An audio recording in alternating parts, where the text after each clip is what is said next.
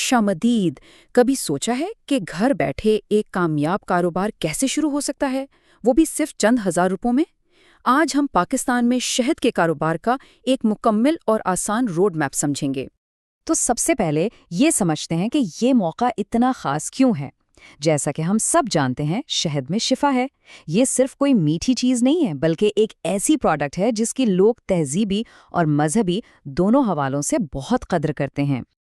तो सवाल ये है कि आखिर क्या चीज़ इस कारोबार को अभी शुरू करने के लिए इतना ज़बरदस्त बनाती है?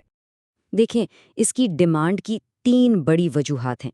एक तो इसका कुदरती दवा के तौर पर इस्तेमाल, दूसरा सुन्नत नबवी में इसकी अहमियत, और तीसरा घरों में इसका रोज़मर्रा का इस्तेमाल।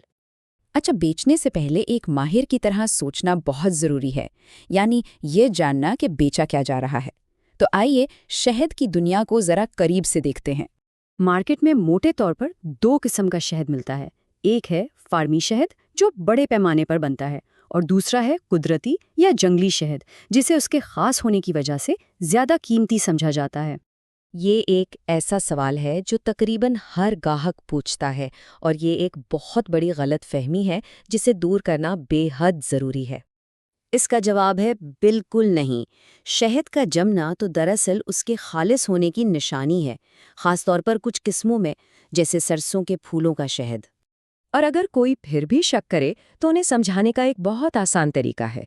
बस जमे हुए शहद की बोतल को गर्म पानी में रखें, आहिस्ता से हिलाएं, और अगर वो वापस अपनी असली माया हालत में आ जाए तो समझें शहद खालिस है। चलें, अब आते हैं असल बात पर कि इस कारोबार को शुरू कैसे करना है। सबसे अच्छी बात यह है कि शुरुआत के लिए बहुत ज़्यादा पैसों की ज़रूरत नहीं। तकरीबन 35,000 रुपए में शहद के एक कैन से आराम से काम शुरू किया जा सकता है। और इस एक कैन की ताकत देखें, इससे 1 किलो वाली 40 से 45 बोतलें आराम से भर जाती हैं, जो बेचने के लिए बिल्कुल तैयार हैं। मतलब मुनाफे का मार्जिन यहीं से बनना शुरू होता है।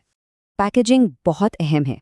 अलग अलग साइज़ की बोतलें, ख़ास तौर पर छोटी और सस्ती पैकिंग, ज़्यादा ग्राहकों को मुतवज्जा कर सकती हैं। और एक टिप ये है कि छोटी पैकिंग जैसे 250 ग्राम बहुत ज़्यादा बिकती है, क्योंकि वो हर किसी की पहुंच में होती है। अच्छा, प्रोडक्ट तो तैयार हो गई, अब ग्राहक कहाँ से लाएं? इसका सबसे पहला और अहम कदम है अपने मुकाबिल को देखना, यानी ये समझना कि जो लोग पहले से ऑनलाइन शहद बेच रहे हैं वो आखिर कर क्या रहे हैं, वो कैसे इश्तिहार देते हैं, क्या लिखते हैं और कैसे बेचते हैं। कामयाब ऑनलाइन बेचने वालों का अक्सर एक फॉर्मूला होता है जो इन 5 स्टेप्स पर मुश्तमिल होता है।